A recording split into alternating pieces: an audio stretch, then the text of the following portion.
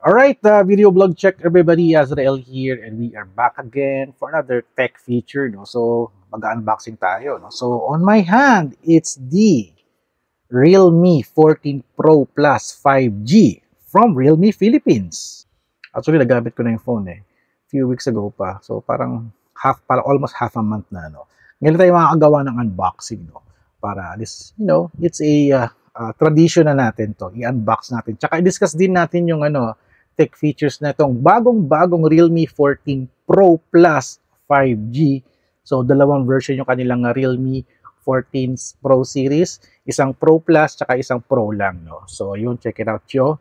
At eto na, unbox na natin, but discuss muna natin yung tech features tsaka tech specs nitong magandang phone na ito, no? Waterproof. Nagamit ko na dun sa event namin sa Tanay Rizal for the Realme Clarity Camp.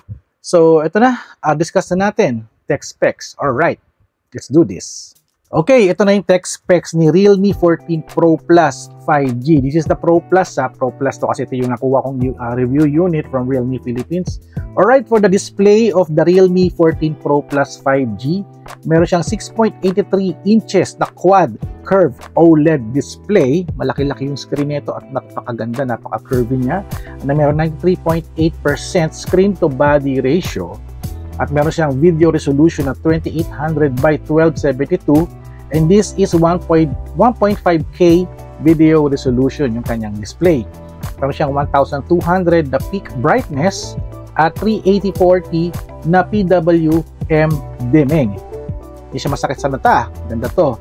At meron siyang 120Hz refresh rate and up to 250Hz touch sampling rate. So I guess okay rin for gaming at saka kakapindot ninyo for your TikTok, for example. At meron siyang 100% DCI-P3 color gamut. At meron siyang protection for the screen, no? Corning Gorilla Glass 7i. Napakaganda. At sa kanyang body is meron siyang armor shell protection. So talagang pinatibay nila itong Realme 14 Pro Plus 5G. And for the body, no? Yung body may mga features yan, no? This is an all-around waterproof body. Merong IP69, 68, tsaka 66 na IP rating, which is it's a dustproof, waterproof, or dust resistance, at meron siyang water resistant. Ito, kahit sa splashes, kayang-kaya niya. Ito bugi sa tubig, fresh water, kayang-kaya niya mag-survive at makatagal siya kahit 30 minutes, no? Ayun. At this is, meron siyang unique pearl design, kasi may isang special na phone, na the body, na unique pearl design siya. At ito ay merong military grade shock resistance na feature do sa body. Pinatibay nga talaga, no? At meron siyang TUV Rainland Rugged Smartphone Certification. At meron siyang natawag na body color changing effect pagka yung nagkaroon siya ng contact with cold temperature na up to 16 degrees Celsius. So, this phone is the world first color changing, body sensitive sa mga cold conditions, no? So nag-test na ako nito at yun nga, pag nakakuha siya ng 16 degrees Celsius na cold temperature, the body will change. Yung pearl design will change, so from white magkakaroon siya ng blue streaks doon sa body. For the CPU ni Realme 14 Pro Plus 5G, meron siyang Qualcomm Snapdragon 7S Gen 3 na octa-core with the FNM processes. So okay din siya. At ang kanyang GPU is Adreno 810. For the OS, gumagamit siya ng Realme UI 6.0 based on Android 15. For the memory naman, gumagamit siya ng 12GB of RAM plus 512GB of storage. Hindi ko alam kung meron siyang expansion. Hindi ko na double check to kanina. Mamaya check natin sa phone niya, no? So 12GB of RAM plus 512GB of storage. Medyo malaking storage niya, napakaganda. So kung kukuha kayo ng Pro Plus, it's 512GB. Pag Pro version lang, it's 256. Yun nga lang, hindi siya changing color na pagkamalamig. For the camera specs naman ni Realme 14 Pro Plus 5G, for the rear camera, this is a triple rear camera, no? Sa isang camera, it's a 50 megapixel. The second camera is another 50 megapixel at saka isang 8 megapixel. So yung dalawang camera na 50 megapixel is a Sony IMX camera, no? Yung isang 50 megapixel, gumagamit siya ng Sony IMX 896 na OIS rear camera na meron 1.8 aperture at meron siyang 1:1:156 inches of image sensor. So malaki yung sensor niya sa kanyang first rear camera. A second rear camera na 50 megapixel, it is a Sony IMX882 na 3 times periscope camera. Ito yung kanyang periscope camera. It's 50 megapixel na may aperture na 2.65 aperture. For the 8 megapixel naman, it's a 112 degrees sa Sony IMX355 na wide-angle lens na meron 2.2 aperture. So, combining all of these 3 cameras, ang ganda ng performance nito, natubukan ko na. So, meron siyang 4K 30 FPS na video recording, meron siyang 4K 30 FPS na video zoom, o kahit naka-zoom siya, naka 4K 30 FPS siya, kasi iba kasi inaalis yung zoom eh. At meron siyang 1080p 120 FPS na slow motion, 3840 by 1644 30 fps cinematic video. Cinematic kasi medyo wide to eh, so parang medyo may letterbox siya, for example, no, may ganun, no, kaya sa 3840 1644, so may nag-change yung kanyang resolution. I think parang ganun, hindi ko pa na-try parang I think parang ganun, no. At for the time-lapse video is 4K 30 fps. Ayan, so dual view video niya, it's 1080p 30 fps. Alright. For the shooting mode ng rear camera ni Realme 14 Pro Plus 5G, meron siyang photo mode, portrait mode, video mode, night mode, street mode, professional mode, panorama, high-res, movie mode, slow motion, time-lapse, long exposure, dual view video, underwater mode, underwater mode siya, document scanner, study mode, tilt shift, at saka yung sa likod niya, no, sa rear camera, meron siyang Magic Glow triple flash na merong smart color, temperature adjustment, and studio level fill light. Imagine, this phone has 3 flash sa rear compared to other phones na isa lang yung flash. Ito, napakaganda nito, grabe. For the front camera naman ni Realme 14 Pro Plus 5G, isa lang yung camera niya sa front camera, is 32 megapixel ultra clear selfie camera na meron 2.0 na aperture, can do 4K 30 FPS video recording, meron siyang eye tracking autofocus sa front camera, AI beauty algorithm, kailangan natin itong beauty algorithm. At for the shooting mode, meron siyang photo mode, video mode, night mode, portrait mode, panorama, time-lapse, dual view video mode, at underwater mode sa front camera. Napaganda, grabe. For the battery specs naman ni Realme 14 Pro Plus 5G, meron siyang 6,000 mAh massive Titan battery. Laki ng battery nito, grabe. Kasi malaki yung phone, yung kailangan niya malaki battery. At meron siyang 80 watts na super VOOC charging. Take note na gamitin nyo dapat yung charging brick nito tsaka yung cable to get the total of 80 watts sa super VOOC charging. Napakaganda, napakabilis nito. Hindi ko lang na-check lang kung ilang minutes siya nagcha-charge, no? Hindi ko na-testing kasi kung pero for me, it's very fast naman eh. So sa battery, meron siyang 4-year battery guarantee.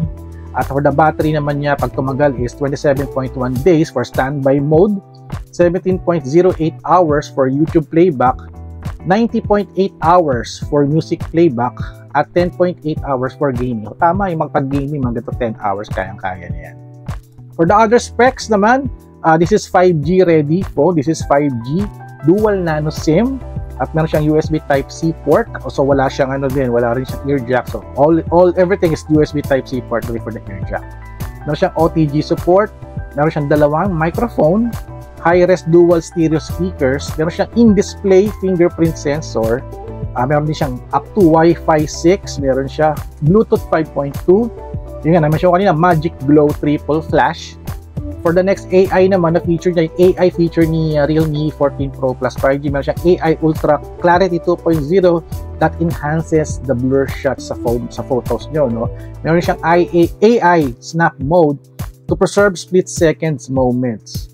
Meron siyang AI Eraser din, tsaka meron siyang tinatawag na GT Mode for the GPU and CPU power tuning for gaming. So, ini-enhance pa niya yung phone pagka nag-gaming mode kayo, no? Pinapalakas niya yung GPU tsaka CPU. At syempre, meron siyang VC cooling system para yung mga areas na umiinit dun sa phone is pinalalamig niya. So, meron din siyang ganong feature ng VC cooling system. Importante rin din to. For the body color, available sa market is pearl white at suede gray. At ang nakuha ko dito, it's a pearl white. Nakita niyo sa mga aking videos, no? Yun yung gamit ko. It's a pearl white version. Yung nagbabago rin yung kulay pag nalalamigan siya. At for the SRP ni Realme 14 Pro Plus 5G, this is a price at 27,999. That's the Realme 14 Pro Plus 5G. with 12GB of RAM at 512GB of storage. But pag kukuha kayo ng isang version niya, no, yung Realme 14 Pro lang, Realme 14 Pro 5G, hindi plus hindi plus. It's a price at 21,999 with 12GB of RAM and 256GB of storage. Makukuha nyo yung camera specs niya, everything, but not the body color changing and also the kumbaga storage niya, no? Hanggang 256 lang siya. At meron siyang promo si Realme Philippines, no? Sabi dito, fans who visit any Realme physical store nationwide from March 20 to March 30, malapit na matapos to, can grab the Realme 14 Series 5G and receive a free Tech Life Bluetooth speaker 2 worth 1,799. That's promo number 1. At promo number 2, online shoppers until March 27, that's tomorrow, 2025, the Realme TikTok Shop offers the Realme 14 Pro Plus 5G for as low as 25,360.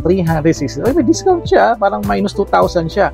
This is bundled with a free Realme Watch S2 with a steel wristband worth 4,499 while supplies last. Unahan na lang to.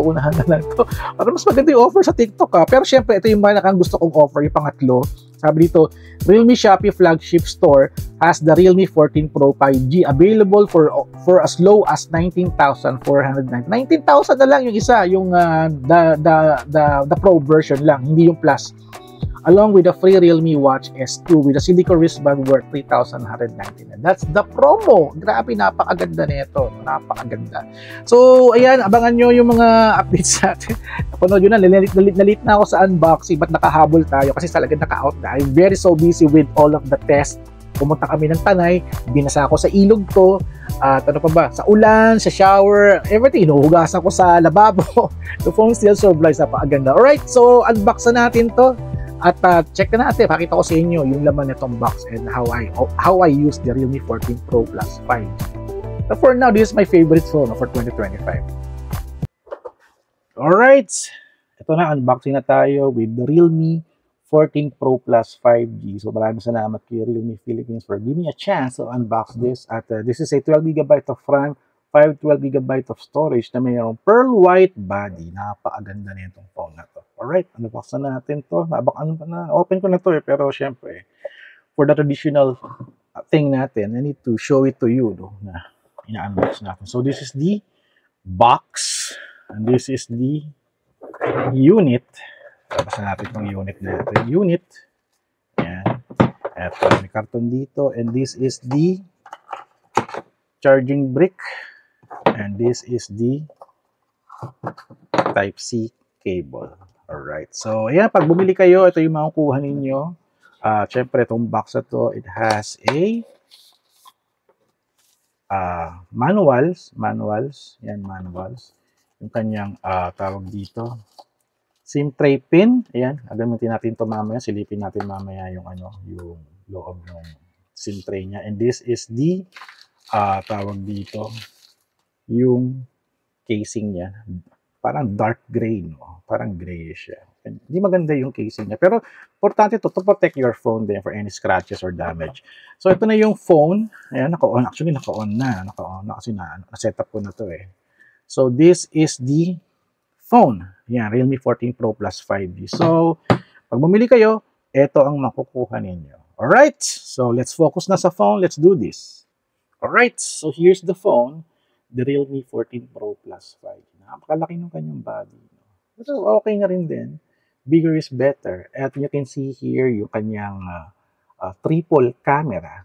Triple rear camera. Tsaka triple flash. Nakikita nyo rin na rin din dyan. Napakalakas ng flash na ito. Grabe. So, 50 megapixel, 50 megapixel, and at 8 megapixel for the rear camera. Tsaka yung Magic Glow, Magic Glow na flash niya is in here also. No? Napakaganda niya. So this is the pearl white, as you can see here. Ito yung ginamit ko to palamigin siya. Nilagay ko sa tubig na may yellow at nakita niya nagkaroon siya ng mga blue streak dito. Hindi ako nakakuha ng 16 degrees Celsius, but I will try to, put this inside the refrigerator para makita natin talaga nalalamig siya. No? So this is the body. Napakaganda ng kanyang body. Parang tiles pero very smooth. Ayoko lang siya maggasgasan or So, ang ganda ng body niya. Napakaganda. So ito yung kanyang front camera. You can see here, nakita nyo. And that's the front camera. So, sa taas, it's a, may microphone yata dito dalawa. Ito, baka speaker yata to, I think. Ano dito, may butas eh. Sa gilid is very clean. Ganda ng body niya. Oh. Yung bezel niya, style niya. At sa baba, it's speaker, may microphone, USB Type-C, tsaka yung SIM tray is in here. At sa side natin, it's the power button, tsaka yung volume. So, check natin yung SIM tray niya. Open na natin to. Ayan. If you're interested to buy this phone, comment down below. At kung meron ka na, comment down below. Okay. So, yung style niya, it's magkabilaan na dual nano SIM. So, wala talaga siyang memory storage for micro SD card. So, ayan. Balik natin. So, nakita nyo, no, may glow dito. That's the fingerprint scan. So, onboard sa screen kasi yung fingerprint scan niya. So, pag actually na-setup ko na to. So, ito yung tsura niyan. Napakaganda, grabe. Napakaganda ng phone na to. So, one of my favorite because it's waterproof. Talagang subok na subok ko na. So, mamaya tayo mag-tayo na story about that. So, ito yung tsura niya. Setup ko na yung mga apps dito. So, ito siya. May mga ibang apps na hindi ko naman kailangan. Pwede ko naman tanggalin yan afterwards. So, check natin yung settings niya. At dito ako sa wallpaper pa. No? So, about the device. So, Snapdragon 7, 6,000 mAh. So, for the RAM, okay. Ito na yung sa RAM niya, no? Pwede mo siyang sagadin. Expand by 14 GB of storage. So, tama ba? So, 12 GB plus 14 GB. Mag-RAM expansion siya. So, pwede. 12 plus 14 gigabyte. So, mas mataas na yung RAM niya, no? So, yun ang RAM optimization niya, for example. May ganyan siya. So, pwede mo siyang ibagu-baguhin niya. Kung gusto mong 4 lang yung dagdag, 8 lang idagdag, or 14 gigabyte yung idagdag. Siyempre, tayo sa 14 gigabyte. Pero yan, take note lang, yung RAM expansion, kumukuha yan dun sa storage ninyo. So, ayan. So, 12 plus 14 gigabyte of RAM. Kitang-kita dito. Kitang-kita. Napakagandang feature nito. For the screen, it's very smooth. Since nagamit ko naman siya, it's very smooth. At viewing it with, sama my photos here, napakaganda gamitin. Napakagandang gamitin. Very smooth. At the fingerprint scan is very fast. Nakikita ata niya yung mukha ko eh. So that's the facial recognition eh. Nakikita yung mukha ko eh. So kung magtatago ako, ayan. So ito yung magtatago ko. Fingerprint, it's very fast. Galing. Walang delay, no? Walang delay. Napakaganda ng phone na to. So, let's check out the camera. So, the camera, meron siyang 0.6x. That's very nice. 1x, 2x, 3x, 6x, and up to 120x. Grabe yung periscope nito. Napakataas. Pero, tinubukan ko na nga to sa Tanay. May mga videos akong papakita sa inyo para makita niyo yung camera performance. Talagang napawawa ko, napakaganda. And for the selfie, here's a selfie. Merong 1x tsaka 0.x for the selfie. May pagka-wide na rin din siya. And for the video mode has a 0.6x, medyo wider siya. Pero hindi siya ganun ka-wide masyado for 0.6x. Hindi pa ako happy. Pero okay na rin din. 1x, 2x, 3x, 6x for the video, up to 18x for the video. And we're shooting at 1080p, 30 fps. Pero kung nag 4K tayo, for example, ganun din. Nakalock siya sa 18x lang pagka kahit naka 4K ka. For the video, selfie video, ayan, 1x, tsaka 0.8x. For the sample recording, hello, test, mic, test, check, 1, 2, 1, 2, microphone, test, check, 1, 2, 1, 2, test, mic, test, check, microphone, test, check, 1, 2, 1, 2, alright. Panoorin natin. Malakas yung lakas. And the volume is very strong. Malakas. Pwede mo siyang, tinker dito. And for other videos, may mga videos ako dito na ayan, nagmumukbang na ako dito. So, ito na, tingnan natin. Chocolate mousse. It's a dessert. Lakas, no? Lakas ng audio niya. Pero yun nga lang, pag gumamit kayo ng underwater mode, kasi meron, itong phone kasi pinakagusto ko, meron siyang underwater mode. Ayan. So, click continue. This phone is now underwater mode. So, wala siyang wide lens, wala siyang zoom, it's only locked in at 1x. So kung mag-take ka ng photo, kahit mabasa to ng tubig, hindi siya magpipindot. Kasi pagka underwater ka, minsan pag nagre-record ka ng video, napipindot ng tubig yung stop record eh. So ito, yung volume yung ano nyo, shutter nyo. So volume up is take photo. Ayan, nag-click, nawala pang sound. For record video, yung down button ng volume. Ayan, naka-record na siya. All 1x at wala pang stabilization yata to. I'm not sure kung gumagana yung stabilization, no? I guess baka meron, no? So, stop recording, volume down. So, ito na. Kunyari naka-underwater. Wala pala siyang preview. Wala siyang preview. So, to exit, yung power button, hold yung exit. Power button to 3 seconds. At meron siyang remove water feature. Kaya kung nabasa siya, you can go to settings. Meron namang ibang way to do the water eject. Just go to Realme Lab. Ayan, meron siyang, wala siya dito. Wala, ba't ganun? Tinanggal nila. Teka muna, ba't ganun? Sa Realme C75 kasi meron eh. So, eto, parang tinanggal niya. So, about the device ba? Wala, parang tinanggal niya. Kasi parang ginagamit ko yun eh. Realme Lab Dual, parang nawala, no? Laging heart rate measurement. Baka dito, sa settings na to, saan ko ba siya nakita? Ayan, medyo naglalag tayo dito, no? Nalimutan ko kung saan ko nakita yung eject water feature niya. Kasi yun ang ginagamit ko palagi, eh. Nalimutan ko na naman kung saan ko siya nakita. Usually kasi nandoon lang yun, eh. No? Bakit? Baka nananaginip lang ako. Nananaginip yata ako. About the device ba? Hindi dyan. Realme Lab yun, eh. Parang tinanggal. Parang nawala. Ang weird. So I guess it will appear yata pag nabasa. I'm not sure. Pero ginagamit ko yun to eject the water.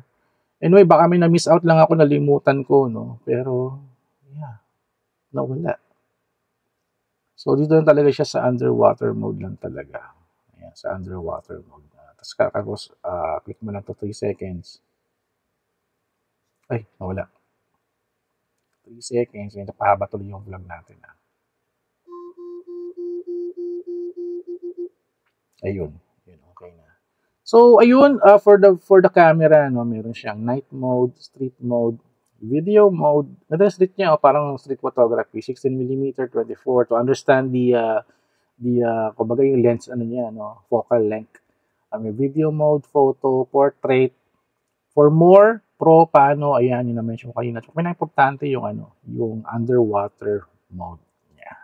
Alright, so I'll be showing you some video nung aking camera testing, tsaka yung yung ganda nito. Nabuta kami ng Tanay, watch this quick video, Tanay video namin, nag-waterproof test ako doon. So, pasok video. Realme 14 Pro 5G sa tubig. Ano pa nito? Nanguhugas ko sa ilog. Pinantatapisaw ko yung phone, and its phone is still okay. Walang problema. Still working properly. Yan ang ganda dito sa Realme 14. IP66, 68 at 69 IP rating. Sobrang tibay. Grabe, gala.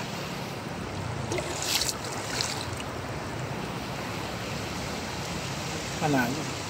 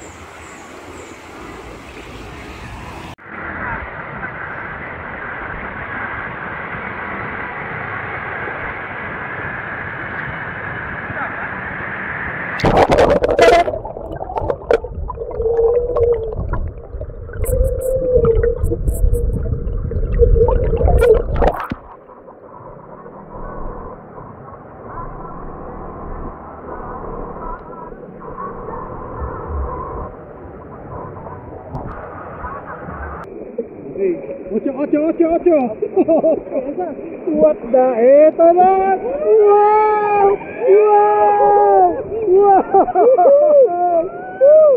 baka nalusunod na. Kaya ni Kuya yan. Uy, masaya dito, doktor. So nakita nyo na, no? Tsaka yung aking mga camera testing, napatunayan ko na talagang sa river, okay siya. Sa ulan, hinugasan ko pa, and still okay, and it survived. Alright, so kung lalagyan ko siya ng casing, no, itsura kaya niya, no? So, ganito lang pala siya. Okay. Nawala yung pagka-pearl white niya. Pinang gusto ko pa naman siya pagka-pearl white niya na body. But ito, kahit may casing siya, magaan pa din. May iba kasi pag may casing, bumibigat eh. So, I guess I'll be putting it on na rin din, no? Para for protection. Pero syempre, pag babasain ko siya, alisin ko to. Para hindi mabasa yung casing. Pero usually kasi pagka sa weathering, yung casing unang-una sisira. But buti na lang, hindi na siya jelly, no? Na transparent, may kulay na. At least hindi na siya maninilaw. Magkakaroon ng dumi, gas-gas malamang kaya magkakaroon yan. Pero for now, ito na muna. Wala pa naman akong outdoor event or shoot. So for now, I super enjoy using this for video and also photography. Gandang-ganda ako sa camera na to. Alright, so maraming salamat kay Realme Philippines for giving me a chance to feature this. So salamat sa inyo. So sa mga bumili, comment down below kung ano ba yung nagustuhan ninyo or hindi nyo nagustuhan or parang meron ba yung comment ninyo. At sa mga balak bumili, ito na na-present ko na sa inyo yung magandang phone ni Realme na talagang sulit na sulit for 27,999. But gawin niyo yung yung mga promo nila kasi sayang eh. Napakaganda ng kanilang promotion. Alright, so I'll be ending now my video here. Thank you guys for watching. So don't forget to subscribe, like, and comment, and I'll see you guys at the next video vlog adventure. Alright, thank you, Realme Philippines.